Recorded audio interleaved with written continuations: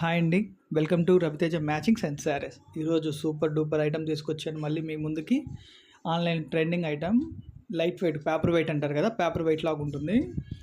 Jasmine digital prints, చాలా light వెయిట్గా ఉంటుందండి. డిజైన్స్ అయితే చాలా వచ్చినాయి. ఇప్పుడే పార్సల్ వచ్చింది, ఐటమ్ ఓపెన్ చేశాను.